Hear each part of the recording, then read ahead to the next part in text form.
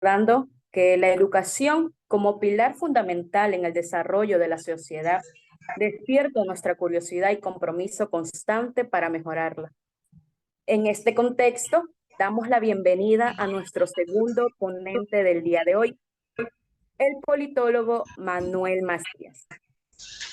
Politólogo con maestría en políticas públicas, director del Observatorio de Políticas Públicas de Guayaquil y director de la carrera de Ciencias Políticas de nuestra querida facultad. Un gusto tenerlo aquí, doctor, recordándole que tiene 40 minutos para su ponencia. Hola chicos y chicas, buenas noches Pedro, gracias por estar aquí, gracias a todos y todas por estar aquí.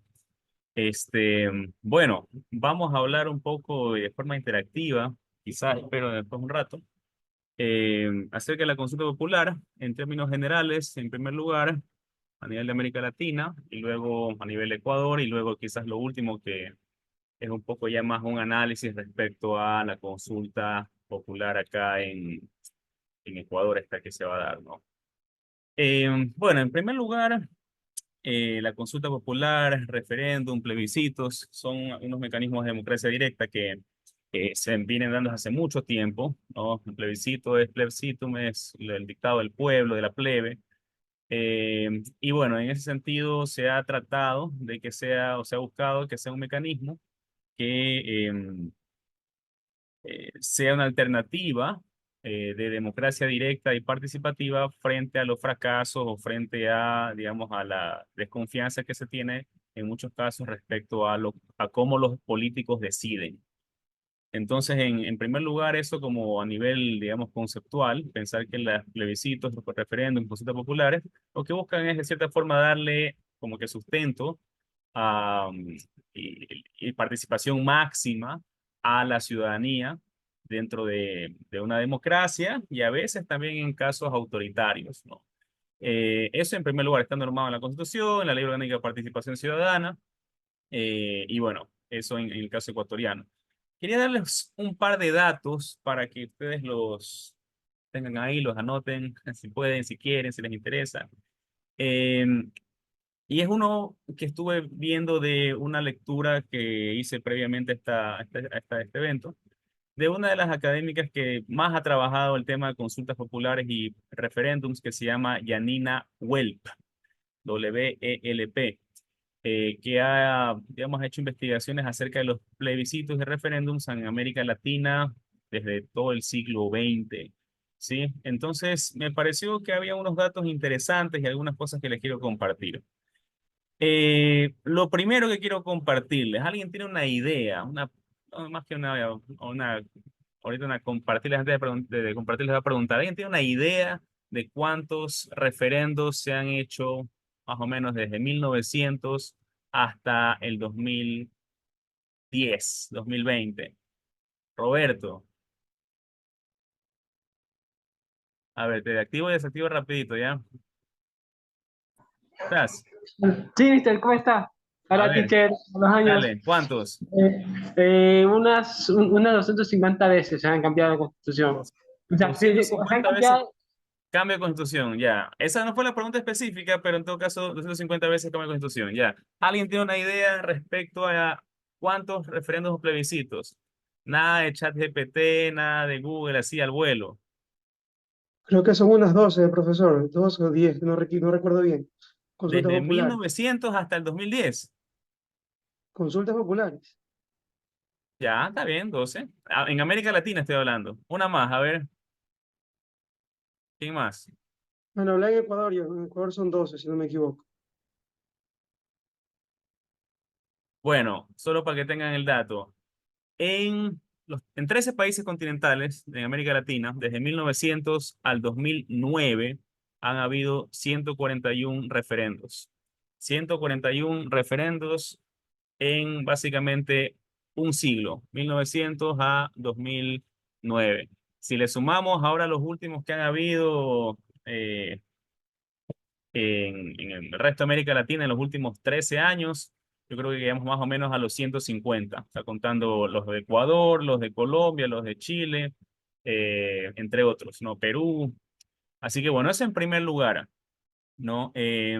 150 referéndums que son una, digamos, una alternativa o algo parecido a la consulta popular, es otro mecanismo de democracia directa en América Latina. La diferencia es que en este caso estamos hablando mucho de consulta popular nada más, pero realmente van a haber referéndums. Es decir, van a haber casos en donde vamos a tener que votar por un texto alternativo, digamos que van a estar en los anexos, que no van a leer, por supuesto. Este, y que bueno, que están ahí, pero que en todo caso son igual referéndum. Consulta popular no tiene una decisión así tan clave de reemplazar esto por esto, sino un apoyo o no respecto a, eh, digamos, a una política. Segundo dato, de 1900 a 1980, si nos ponemos en América Latina, ¿no? Si nos ponemos a contextualizar de 1900 a 1980, estamos pensando en los periodos históricos políticos de conformación y consolidación del Estado liberal en muchos casos. Estamos pasando por guerras y terminamos, digamos, más o menos en los fines o en medio de las dictaduras en América Latina, ¿no? A grandes rasgos, ¿no? Digamos que podemos separar entre 1900 y 1940 y entre 1945 a 1980, dos periodos como que distintos absolutamente en América Latina. En esos 80 años, en América Latina hubo 38 referendos. Es decir, bueno, 38 de los 140 que les dije más o menos. Y desde 1980 hasta la actualidad, es decir, ya en esta, lo que se conoce como la era democrática en América Latina, más o menos que empieza desde el 79 con Ecuador, hasta la actualidad, han habido 103 referendos, ¿sí? Es decir, que en este periodo democrático, de regreso a las democracias, como se conoce, la tercera ola de democratización, se han triplicado más o menos los referendos. La época de consolidación Estado liberal y también luego de algunas dictaduras y periodos de juntas militares, 40 referendos. Del año 80 a la actualidad, más o menos unos 110. Así que bueno, eso para que tengan, digamos, a nivel de América Latina, lo que eh, un contexto respecto al uso de los referendos en términos cuantitativos, ¿no? Ahora, una cosa que es importante es que de los referendos a nivel mundial, 43%, 40% de ellos son en América Latina. Es decir, una sola región como la nuestra concentra más o menos el 40% de referendos, consultas populares y plebiscitos del mundo, ¿sí? En los últimos, esto creo que es del último siglo, ¿sí? 40%. Ahora, aquí va la cosa, digamos, pasando ya al contexto histórico, cuantitativo. La pregunta es, ¿para qué se hacen los referendos, consultas populares y plebiscitos, ¿no? En términos ideales, surge como un tipo de forma clara, específica y legal de empoderamiento ciudadano. Es decir, es lo más cercano no lo más cercano, es un tipo de concretar una democracia directa, ¿sí? En el contexto de una democracia participativa.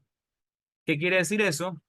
Que busca ir más allá de la representación política, es decir, busca ir o decir, ser una alternativa al ya no confío en los políticos, ya no quiero que ellos decidan, quiero decidir y yo. Entonces, el objetivo de las democracias directas en términos, digamos, normativos, ideales, es el empoderamiento ciudadano. Eso es lo ideal. Y esa es la razón por la cual se concibe, ¿no? Es decir, veamos qué dice el pueblo, plebiscitum, ¿sí? Ahora, en qué se han convertido y en muchos casos eh, digamos, es la gran pregunta de fondo en este tipo de uso de mecanismos participativos y democráticos. es si es que los plebiscitos, consultas, referéndums se convierten solo en una estrategia política de los gobernantes. Es decir, realmente se busca empoderar a la ciudadanía o si te da una ilusión de participación y de decisión, pero realmente lo que está detrás es un tipo de manipulación política en el contexto de una estrategia política desde el gobierno y desde el poder, ¿no? Entonces, bueno, esa creo que es de fondo una de las preguntas que ustedes tienen que pensar en esta, digamos, coyuntura actual de consulta popular. ¿Es empoderamiento ciudadano o es más bien manipulación política o una estrategia política? Una cosa que hay que resaltar, y ya digamos viéndolo desde el caso ecuatoriano o aterrizando el caso ecuatoriano, es que desde el retorno a la democracia, ahí sí como decía Kevin, han habido 12 consultas populares y referéndums, es decir, desde el año 78 hasta el último que se dio con Guillermo Lasso. 12. La consulta popular y referéndum de Daniel Noboa sería la 13ª consulta popular y referéndum que se da en este caso, ¿no? Ahora, ¿qué dicen también respecto a cuáles son los números respecto a esto de acá? De esas 12 consultas populares, 3 se perdieron. 3 perdieron los presidentes. ¿Quiénes fueron? León, Sixto Durán y actualmente Sixto Durán Ballén y actualmente Guillermo Lasso. Sixto Durán Ballén ganó una y perdió otra. Digamos que quedó empate. Pero en todo caso, 3 de los 7 presidentes que han hecho las 12 consultas han perdido, ¿sí? Correa fue el que más hizo 4, si no me equivoco, consultas populares y referéndums. La más larga, es decir, la que tenía más preguntas actualmente, si es que pasa el proyecto actual de Daniel Noboa, va a ser más difícil que su examen de parcial 2, me imagino, porque tiene 20 preguntas. Yo solo les voy a poner 10. No, pero me imagino que son 20, son bastantes, la verdad que es mucho. La más larga era la de Fabián Alarcón en el año 97, que hizo 14 preguntas, ¿sí? La segunda era la de Correa, la del 2011, cuando se reformó la justicia, etcétera, etcétera, ¿no? Y esta de acá, que tendría 20, y que, bueno, pues no podrán copiar ni hacer chat GPT, ni pasarse por el WhatsApp las respuestas, tienen que decidir ustedes. Así que bueno, eso de ahí, digamos, hay que tener en cuenta que en este caso hay que ver si es que, bueno, la verdad que viéndolo como está, es difícil que pierda eh, por el tipo de preguntas que existen, ¿no? Pero bueno, ya vamos a hablar de eso un poquito más adelante. En todo caso, son 12 consultas populares y referéndums que se han hecho, 13 se han perdido, perdón, y 7 presidentes las han propuesto. Daniel Noboa sería el octavo, ¿sí? Ahora, ¿cuál es una característica de estas consultas populares? La primera es que son hechas desde arriba, es decir, son hechas desde el poder instituido. No son generalmente preguntas hechas desde abajo, es decir, desde la ciudadanía que proponga las preguntas que les parecen, digamos, necesarias y que de fondo son las que deberían, o sea, deberían ser las más polémicas realmente, ¿no?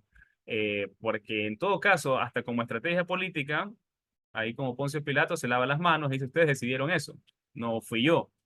Pero en este caso me parece que lo han hecho muy todavía obvio y fácil, a- con ciertas excepciones, como justamente la pregunta que mencionaba Pedro, que es lo del trabajo por horas, por ejemplo, y lo de los casinos quizás, ¿no? El resto es básicamente apoyo a Fuerzas Armadas y una visión, digamos, securitista, punitivista de la seguridad. Así, digamos, tratando de, no sé si aprovechar, pero en todo caso, Sí, digamos, ese instinto animal que tenemos respecto a más castigo eh, es mejor, ¿no? Eh, entonces, por eso, más penas, más endurecimiento, mano dura, etcétera, etcétera, ¿no? Eso es lo que de cierta forma en un momento de quizás de desesperanza, de hastío, de que ya no importa el cómo, sino que se haga, son preguntas que, digamos, van con la naturaleza humana más primaria, más castigo, más fuerte, hay que ojo por ojo, diente por diente, ¿no?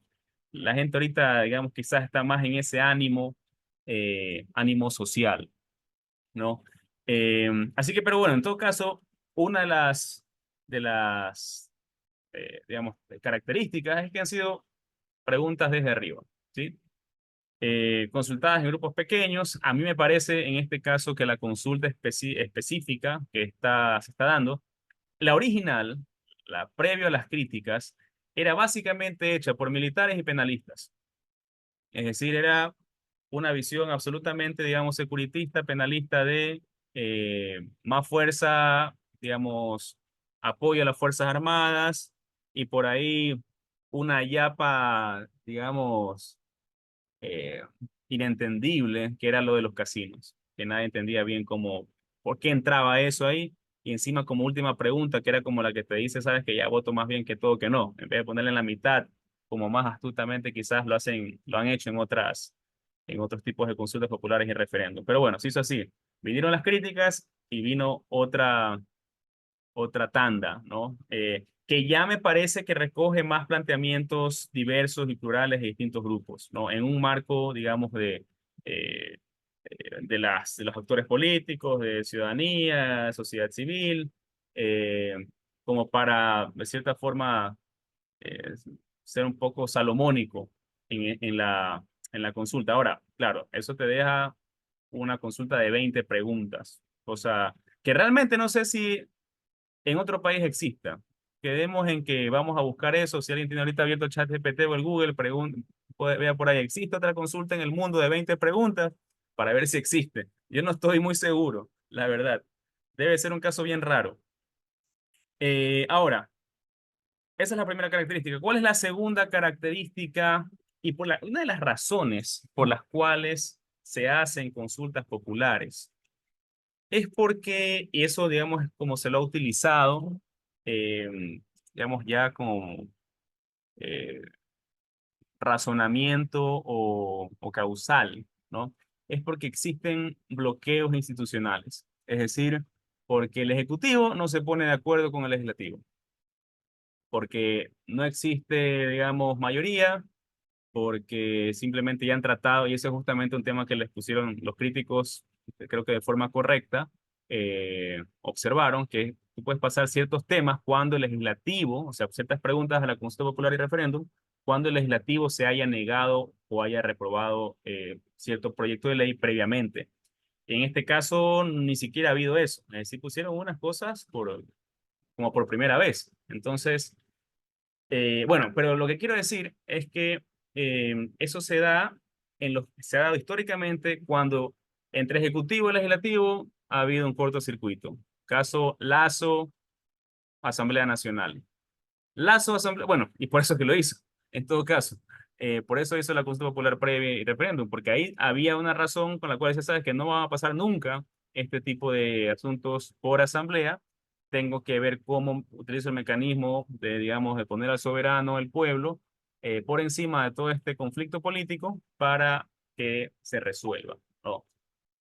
Entonces, bueno, dos características en ese sentido y en ciertos casos hasta una delegación y bueno, también si ya utilizamos o vemos un poco las críticas o eh, la propuesta, el análisis de Levitsky y Ziblatt acerca de cómo mueren las democracias, también podemos ver que hay casos en los cuales se ha utilizado las consultas populares y referéndums para, digamos, alterar de cierta forma, a través del soberano, cierta parte del orden, digamos, de los conceptos y consensos liberales, como por ejemplo lo que pasó en el caso de Correa, con lo del Consejo de la Judicatura, es decir, lo de meterle la mano a la justicia. Eso ahí, en términos de la democracia liberal, es como relativamente inaceptable, es inaceptable. Pero, en todo caso, lo puso con el soberano, sobre todo, para decir, no importa lo que digan las teorías democráticas liberales, estamos en un problema crítico, así que, bueno, vamos e intervengamos la justicia. Entonces, también así, poco a poco, se pueden ir, digamos, afectando, dañando ciertos asuntos de las democracias. Ahora, dicho eso, eh, entramos a la consulta popular de Daniel Noboa. Y para eso, quiero solamente preguntarles algo, que lo pueden ver y contestar, por favor, en el chat. ¿Sí? Les he mandado un enlace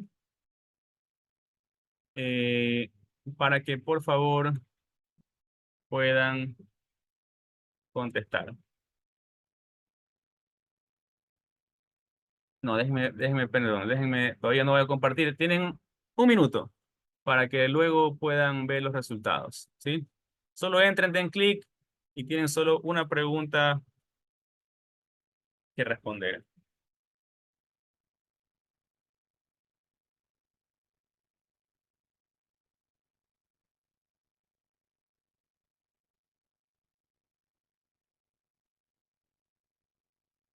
Ay, perdón.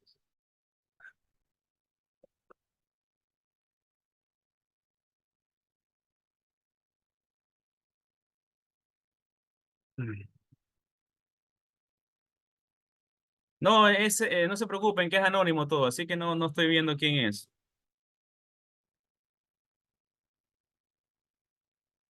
Al momento han respondido 58 de los 121. Vamos un minuto más.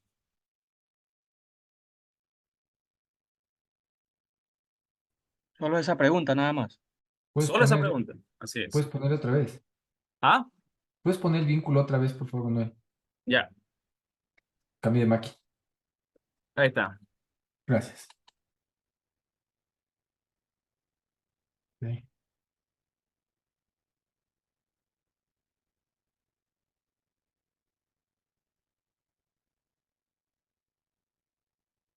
Van 72 de 122. 120.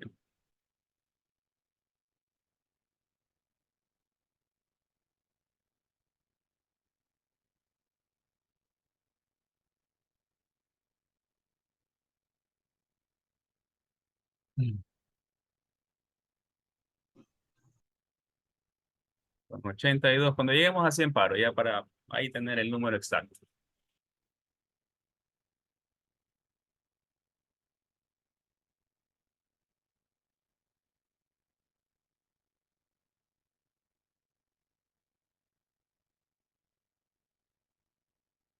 $75, vamos, los últimos.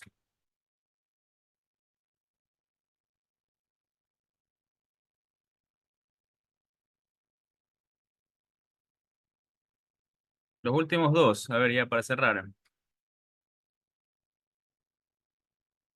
a mandar el link de nuevo, los que no estuvieron. Ya está, listo. Bueno, vamos a ver. Se pregunta si creen ustedes que es necesario realizar una consulta popular. Es decir, más o menos como cuando ustedes van a algún lugar, hacia una tienda, a algún lugar, les dicen, oye, ¿puedo hacer una consulta? Si dicen que sí, preguntan. Si dicen que no, se van. Y así debería ser. Vamos a ver qué dicen ustedes mismos. Ustedes, digamos que 54, 93 participaron. 54 piensan que no es necesario realizar una consulta popular. Es decir, que si pensamos en términos de lo que dice el pueblo no quiere ser consultado. Bueno, en el pueblo chiquito, en este caso, que son los 95 que han contestado, por mayoría, nada, hay 10 puntos de distancia, por decirlo así. Entonces, bueno,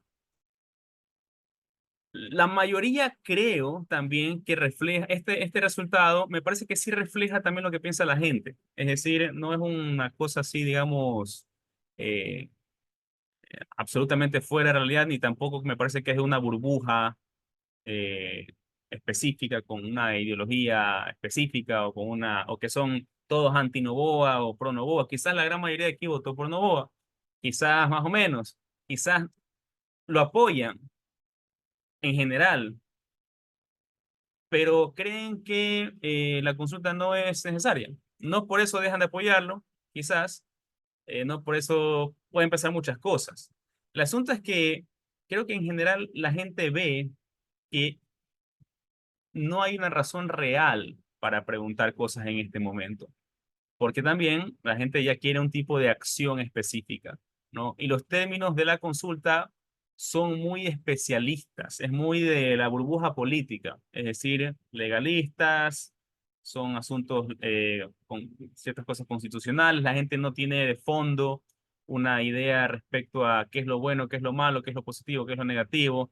Peor en 20 preguntas, si esto aquí va a ser super plancha, difícilmente o en algún rato quizás, no sé, si es que hayan una o dos preguntas que por ahí se salven, pero en general la gente no creo que tiene una, un deseo de ser consultado, no porque sean antidemocráticos, sino porque creo que ven que no es necesario. Y no es necesario, ¿por qué? Y aquí quizás viene un poco mi razonamiento más específico respecto a la consulta popular. Y es que, a ver, en primer lugar, la consulta popular, digamos que fue una oferta de campaña. Yo entiendo que sea una oferta de campaña, sonaba bien. La gente a veces piensa que eso es algo positivo, siempre que te consulten, es como que, ay, me toman en cuenta, que eso es importante. Qué bien. Eh, pero, pero ya, pasó la campaña. Yo creo que Daniel, y en ese tiempo no habían preguntas. Había una cosa así general, le vamos a consultar acerca de seguridad y Fuerzas Armadas y ahí veremos. Eh, Me parece que Daniel Noboa en este caso lo que está haciendo, en primer lugar, es tratando de cumplir con su oferta de campaña específica, acomodar el lugar como para decir que no ha cumplido con algo bastante importante dentro de un programa de gobierno. En segundo lugar, digamos, atado a eso, atado a querer cumplir esa oferta, es que ha tratado de llenarle con un contenido ganador, por decirlo así. Ganador para él, para la consulta. Es decir, a las cosas que muy pocos eh, puedan pensar que decir que no está bien. Es decir, ¿quiénes se van a oponer en este momento de inseguridad, de violencia, de hartazgo, a que las Fuerzas Armadas tomen control y a que todos los delincuentes tengan una mayor pena? Es decir, es difícilmente como un instinto primario. Y dentro de todas las elecciones son en general más emocionales que racionales. Es decir, nadie se va a leer los anexos de lo que está en eso. Y lo que van a decir es, más penas, sí.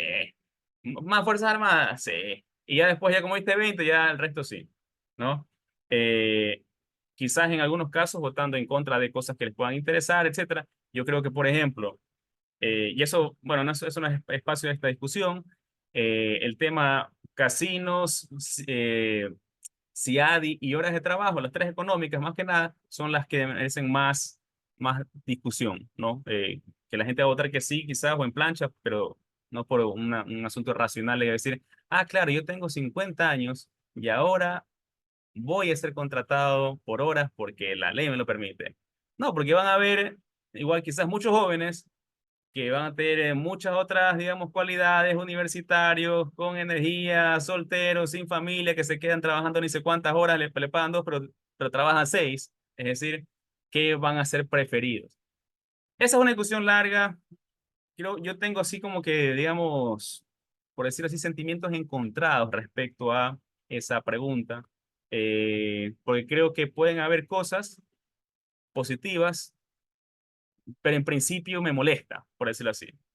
Pero bueno, no entremos en eso, porque creo que sí merece análisis con datos y no más bien así solo de principios y especulaciones. Pero bueno, en todo caso, a lo que iba es que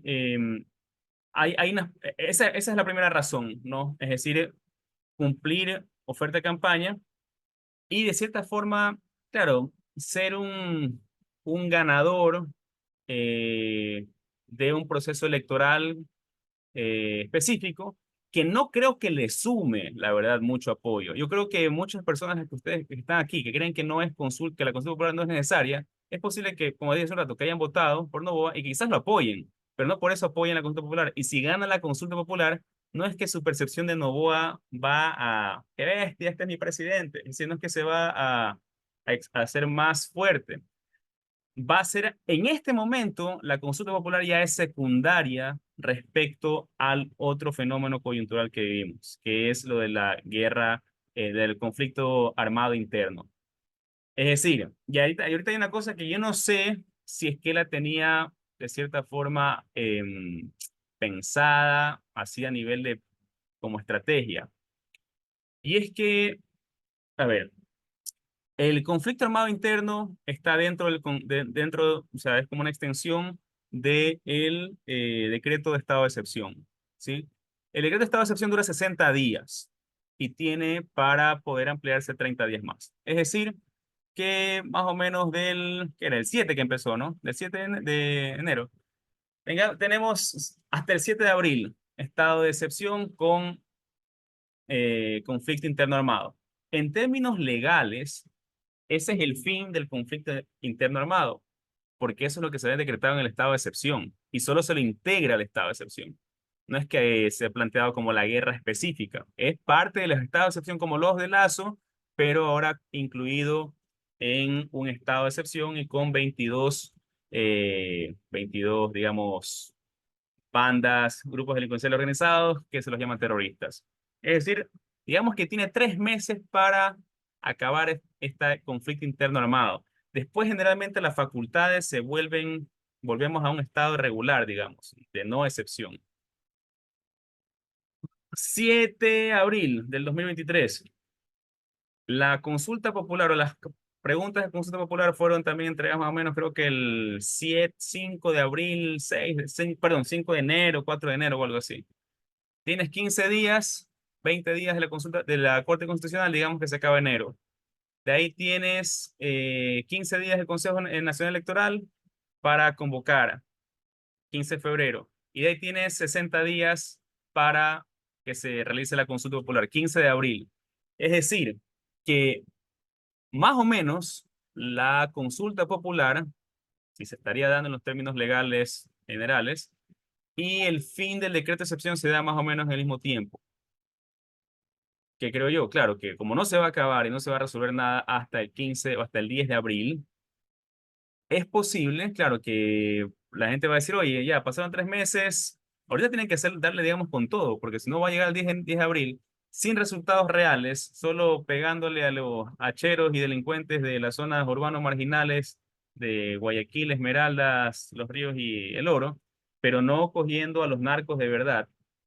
No sé si eso les juega en contra. Es decir, en el sentido de, bueno, ya, chévere, no, la parte que me importaba, que era la parte dura,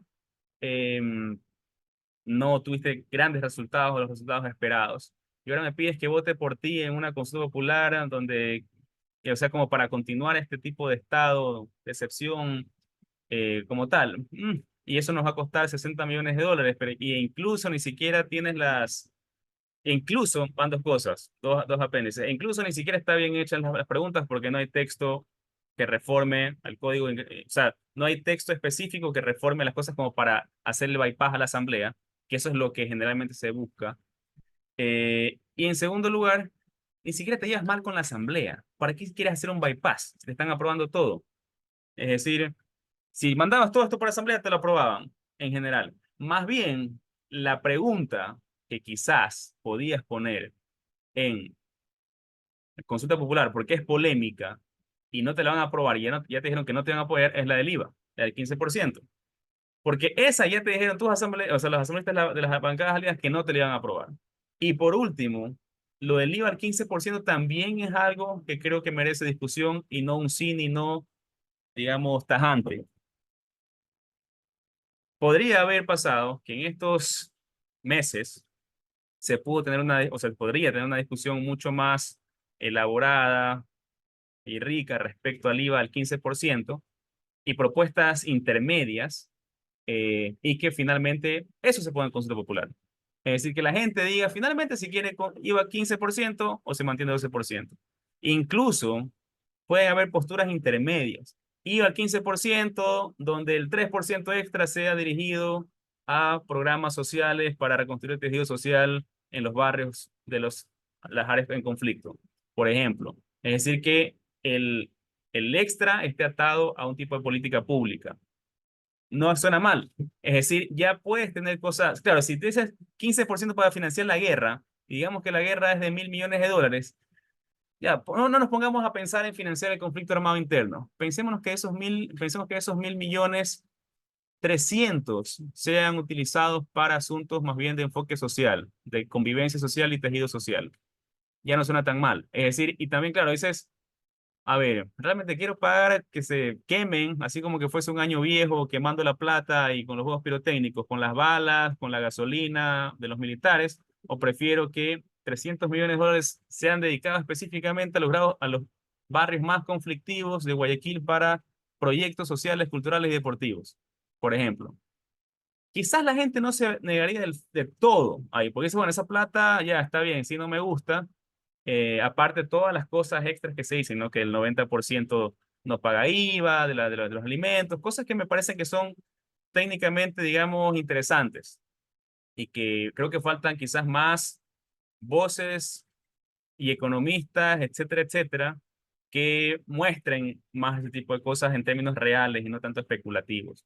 Pero creo que era algo que se podría discutir en todo caso, pero que no se discutió. Asimismo, en la misma consulta popular se puede incluir las otras preguntas que justamente hacen que lo del IVA genere ruido. Y es, por ejemplo, las contribuciones extraordinarias por una vez o por dos veces a los que han ganado más de tantos millones de dólares en el último año. Bancos, etcétera, etcétera, etcétera. Una de pan, una de cal y una de arena. Es decir, claro, porque lo que hace es ¿cuál es el sentimiento ahorita? Es básicamente, has perdonado ni sé cuántos millones de dólares a las grandes empresas y nos quieres meter ni sé cuántos millones a nosotros, lo que es la clase, digamos, el pueblo en general, no los empresarios. Entonces, eso genera ruido, eso lo puede pasar por consulta popular, pero bueno, en todo caso, eso también me parece que lo que muestra es que no ha habido una estrategia real de hacer esta parte, es decir, de para qué la consulta popular. Solo se lo ha hecho porque tocaba y también con este fin más bien político, electoral, y de legitimación que no necesitaba incluso, porque le iba, digamos que le iba generalmente bien, más allá de sus silencios, de sus pocas capacidades de comunicación, etcétera. La gente todavía estaba en los 3 meses de prueba de mi primera chamba. Digamos que todavía estaba así. Eh, y la gente le estaba aceptando, pero ya la primera chamba, el periodo de prueba se le acabó. Bueno, la primera chamba sigue, el periodo de prueba se le acabó porque ya ha metido otros tipos digamos, de elementos que dice, bueno, ahora sí ya se te acabó el periodo, ahora ya te voy a valorar de verdad, ¿no? Entonces, bueno, más allá de esto, mi visión respecto a esta consulta es que, basado en lo que he dicho, es como una consulta placebo, ¿sí? El Ecuador tiene muchas enfermedades y utilizando metáforas médicas, hay una que me parece que es cierta, y decir que tiene un nombre apropiado, que es que el Ecuador sufre metástasis, ¿sí? Es decir, tiene un cáncer que está regado por varios de sus órganos en el estado ecuatoriano, pero no solo tiene metástasis, tiene también una enfermedad autoinmune. Es decir, que las mismas células que deberían cuidarlo y combatir sus males lo están atacando. Las células malas del mismo cuerpo social y político están atacando las células buenas del cuerpo. Es decir, tienes dos enfermedades, metástasis y una enfermedad autoinmune. Para ese tipo de enfermedades, en términos médicos, tienes también varios tipos de respuestas, desde quimioterapia, radioterapia y en los peores de los casos, extracción de órganos, que es una cirugía, una intervención quirúrgica. Una es muy dolorosa, una te saca un órgano ¿sí? Nadie quiere que le saquen un órgano, nadie quiere que le amputen una pierna gangrenada o algo así, ¿sí? Pero si eso salva la vida, hay que hacerlo. Así como los otros espantosos que son la radioterapia y quimioterapia, que, bueno, te generan muchos dolores, te hacen caer el pelo, te hacen sentir muy mal, pero en el mediano plazo es la cura. Esas son, digamos, las curas reales. Me parece que, bueno, ya en este caso ya se lo lanzó, es que la consulta básicamente no era una cura real, era un placebo. Era un tipo de elemento, digamos, químico que no tiene ni nada farmacológico real, es decir, que no tiene ningún efecto real más allá de psicológico de sentirte mejor. Sí, no sé si ustedes aquí saben más o menos cómo funcionan los placebos, pero es eso, ¿no? Es una cosa, es un agua con sabor, digamos, por decirlo así, sin ningún elemento y le ponen por ahí alguna otra cosa más. No tiene nada, no tiene ni siquiera paracetamol. Pero te hace pensar y te da el efecto placebo que se llama, que es que te hace psicológicamente sentir mejor, aunque no te hizo absolutamente nada. Me parece que la consulta iba por esa vía, a tener un tipo de efecto placebo en el cual decía, claro, pues que salgan más Fuerzas Armadas, más penas, más dureza, ¿sí?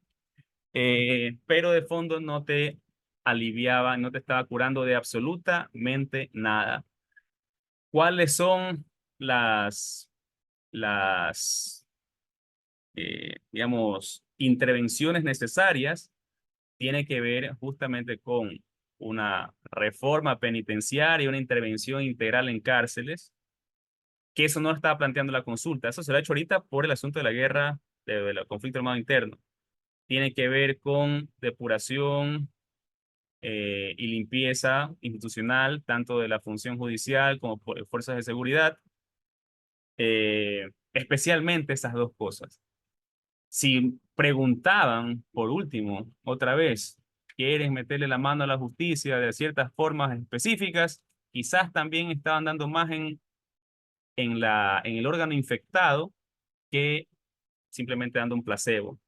Y hubiese podido ser una pregunta que, siendo polémica, siendo crítica en términos de lo que te plantea el liberalismo y la teoría democrática, la gente quizás hubiese aceptado. Es decir, pensaba decir, sabes que ya, prefiero, digamos, afectar o renunciar un poco a, a la teoría democrática y eh, la separación de funciones, pero la verdad que eso ya no tiene remedio. No se puede autorregular, está podrido desde la médula, bla, bla, bla. Hay que hacer algo ahí. Salga mejor o salga peor, ya veremos, pero peor es no hacer nada. Quizás ahí entraba eso. Y también asuntos de reformas policiales, etcétera. Y, por último, IVA, contribuciones extraordinarias de empresas, etcétera, etcétera. Entonces, bueno, me parece que no fue por esa vía, fue por la vía de consulta popular. La realidad, a través de lo que pasó y de, claro, por la infiltración y complicidad estatal, que no solo es ausencia del Estado, sino también complicidad estatal, ha hecho que ese cáncer y esa metástasis reviente y le toque decir, ¿sabes qué? Ya dejémonos de consultas y placebos y ahora tenemos que de verdad meternos a hacer algo ya sin consultas. Es decir, decreto, estado de excepción, lo que digamos está haciendo ahora parcialmente, que no va a raíces, pero va a un órgano al menos, ¿no? Y que es mejor, me parece que este aquí vale mucho más que la consulta, es decir, que lo que se puede hacer en la consulta en general, ¿no? Ahora, solo como un asunto extra, perdón un ratito. Abogado, disculpe interrumpirlo, pero Ya estoy pasado de recuerdo tiempo, que ni me quedan di 5 cuenta, minutos. oiga. Qué bestia, el tiempo Quedan vuela. 5 minutos. Está bien. A ver, voy a solo otra vez, mismo juego de hace un rato. Vamos a hacer un ejercicio también. Dicho todo lo que hemos dicho, quizás, no sé si, vamos a ver qué te sale ya. Experimentemos. Dicho todo lo que hemos dicho, y sabiendo que todo esto es anónimo y confidencial, los invito a que armemos nuestra propia consulta popular. No, primero que veamos si este fuese el pueblo ecuatoriano, ¿cómo votaría en la consulta popular? Les he pasado un enlace para que por favor, es un estilo centennial, por si acaso, es como deben ser las, las preguntas ahora. Quizás las hace así Daniel Noboa porque también es tiktokero. Yo no soy tiktokero, pero en todo caso, no me sorprendería que en algún momento sean así las respuestas. Y él le hecho un guiño al hijo, ¿sí? Ven que hasta el hijo tiene una, ¿cómo se llama? Furio. Urio. Yo creo que esa es la herencia Manaba. Y el nombre que querían ponerle era Fulvio. Es más bien, no, creo que es de la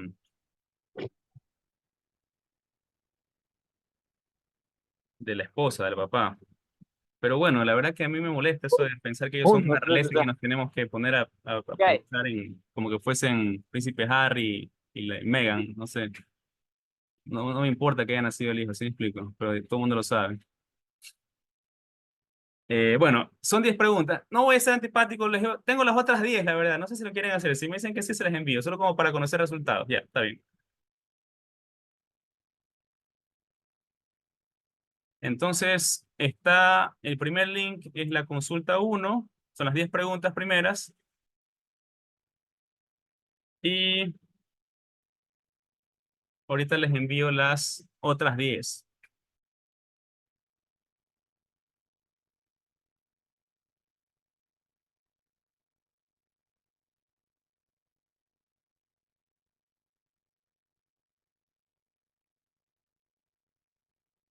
Algo que me sorprende es que hay cosas que ya están en el sistema jurídico desde hace rato. Hay muchas cosas que, por eso, digamos, obvio novis, es decir, Sí. hay muchas cosas que son, ¿cómo te vas a negar? Más o menos, solo faltó poner ahí, ¿quieres ser feliz en tu país? Más o menos. ¿Quieres que las Fuerzas Armadas sean armadas? Sí, puede ser, claro, casi, casi, así es. Bueno, entonces, y ahorita mientras terminamos solo con dos cosas. Una, viendo sus resultados de las preguntas.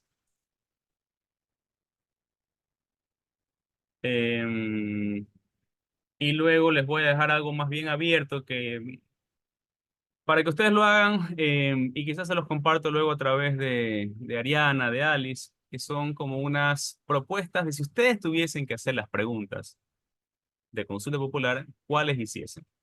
¿Sí? Eso se los paso ahorita después. Pero en todo caso, ahorita ya podemos entrar a un espacio de preguntas, me parece. Yo con eso termino mi parte.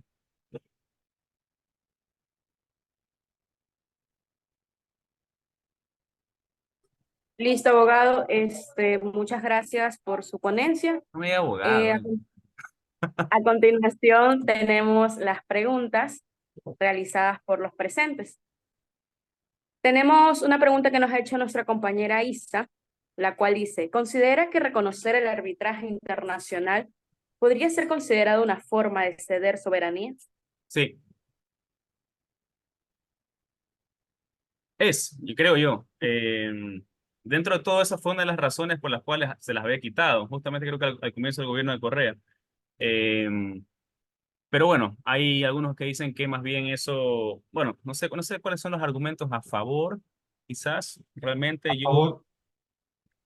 O sea, ¿Por qué estarías a favor, Pedro? Solo pregunto de forma sincera, no es por otra cosa. yo estoy a favor, de hecho. O sea, mi práctica básicamente tiene que ver con inversión extranjera y no con inversión extranjera exclusivamente en el Ecuador, sino en toda la región. Y he tenido oportunidad también de ver procesos de inversión en lugares alejados como Afganistán. En realidad, los sistemas jurídicos de nuestros países plantean en ciertos momentos o en casi todos los momentos la posibilidad de ser permeados por corrupción. sea, una de las principales cosas que te hace un inversionista cuando viene al país, a cualquier industria, a poner un hospital, un restaurante, una minera o una operación petrolera, es preguntarte sobre cuáles son las condiciones en las que opera el sistema de justicia. Porque en nuestro país hay muchos, y de hecho son abogados mismos los que se encargan de hacer esto, los que te venden el contacto directo con la posibilidad de arreglar las cosas en el foro judicial. Entonces, nuestro foro judicial está a la venta. O sea, yo no sé si tú estás en la práctica diaria, pero a mí me toca ver mucho esto. Y son grupos de gestión, de estudios jurídicos, de Quito y Guayaquil sobre todo. Ahora, bueno, ahora de Cuenca hay unos 3 joyas, pero espectaculares, que te ponen hasta en internet la propaganda de cómo ellos pueden llegar a la Corte Nacional, al Consejo de la Judicatura, a la Fiscalía, donde sea. Y eso le vuelve al sistema muy inseguro. Yo no creo que todos los arbitrajes, sin embargo, más allá que sí creo que es una cesión de soberanía, pero creo que en sí el acto de cesión por sí mismo es también un ejercicio de soberanía. Es un ejercicio soberano que permite, de alguna manera, sacar del riesgo político sobre el sector judicial a lo que nosotros no tenemos, que es inversión en muchos sectores.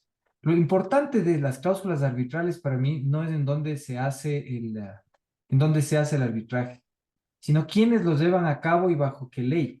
Si es un contrato que involucra una obra pública en el Ecuador, me parece que podrías pactar arbitraje internacional, pero la ley del contrato debería ser la ecuatoriana. Los abogados que intervienen en el proceso deberían ser expertos ecuatorianos. Es decir, si quieres ir a litigar porque te da miedo un tema de seguridad en Santiago de Chile o en Nueva York, está bien. Lo que no puedes es hacer un contrato de obra pública con intereses del dinero de contribuyentes ecuatorianos bajo la ley del Estado de Nueva York.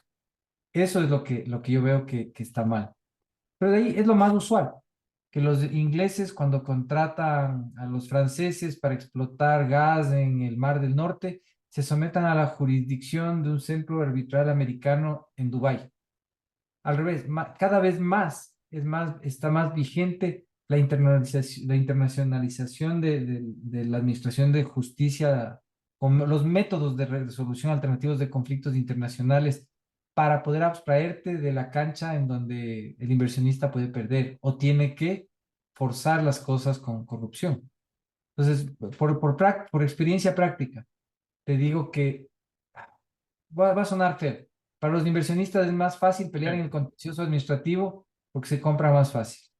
O sea, yo creo que viéndolo desde ese sombrero estoy absolutamente de acuerdo. Ahora, lo que yo, digamos, lo que difiero, es que claro, que lo que hay que cambiar no es el asunto de la resolución de controversias, sino No, justamente la función judicial que está podrida. Es decir, exactamente. el órgano podrido. Entonces, me parece que en el caso de digamos, lo del CIADI o este tipo de asuntos, es como, volvemos a la metáfora médica, tengo podrido el, el hígado y eso hace que me ponga medio, no sé, pues, que mi dedo Es que se me... no es que no es no, en este caso no es tanto eso, sino que o sea, el país no puede detener las necesidades de Claro, recibir inversión mientras reformas la función judicial. así es, De claro. hecho, la única manera de que el Estado funcione bien es tener procesos incorruptibles.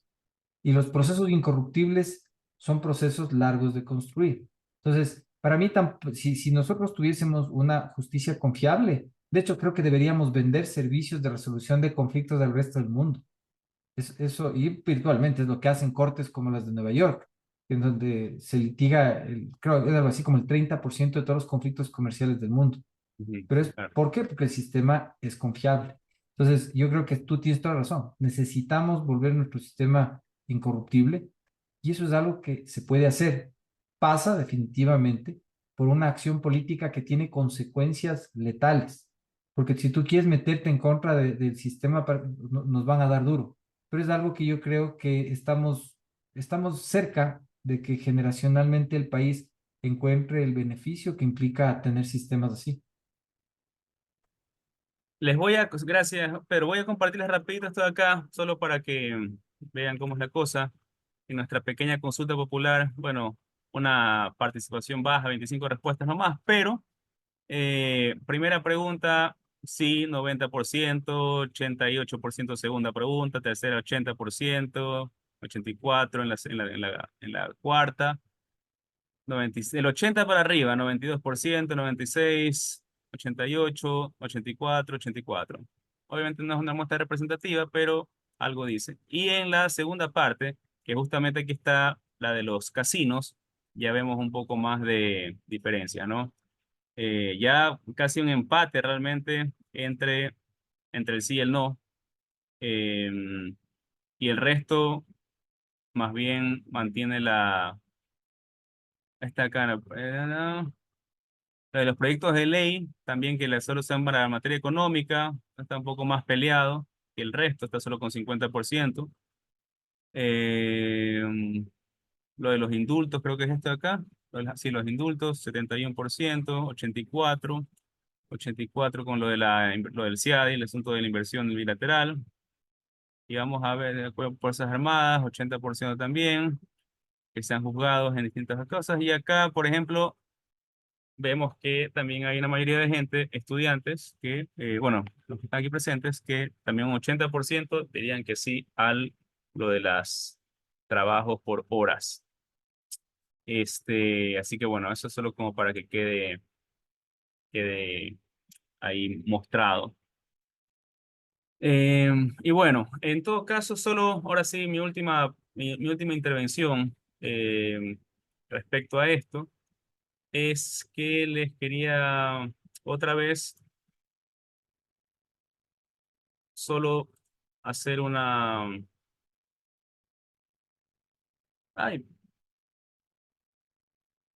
compartirles un espacio para que ustedes puedan hacer sus preguntas. Es decir, lo que realmente he hecho es como armar o dejar unas cajas abiertas para que si ustedes fuesen el asesor, digamos, de Novoa, fuesen en el círculo cerrado o son alguien que tiene comunicación directa, ¿cuáles son las preguntas que ustedes creen que se debería incluir en la próxima consulta popular? Y solo con esto cierro. A mí me parece que por términos económicos y por muchas otras razones, si se quiere hacer una consulta popular, se debería hacer en conjunto con las elecciones presidenciales en el año 2025. Y con eso hacer un solo proceso electoral. Y bueno, pues ahí eso también será un tipo de ratificación de la confianza hacia el presidente, o simplemente también eso irá un no con una elección de otro presidente, ¿no? Pero ya es producto del trabajo del año, lo que ha logrado y lo que no ha logrado. Ahorita me parece que no va a ganar mucho. Si es que es como estrategia política, me parece que igual no ganaría mucho. Bueno, chicos y chicas, y Pedro, muchas gracias. Eso es, digamos, por mi lado, mi intervención.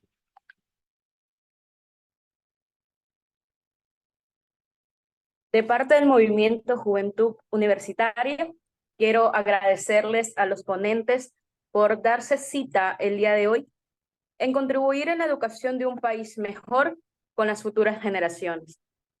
A todos los presentes, quiero expresarles mis agradecimientos por ser parte del conversatorio Análisis, Desafíos y Viabilidad de la Consulta Popular. Esperamos haya sido de su agrado. Se le recuerda a los asistentes del evento que llenen el registro de asistencia para poder recibir su certificado a su correo electrónico. Una vez más, mi nombre es Alice Vergara y conmigo hasta una próxima ocasión. Muchas gracias.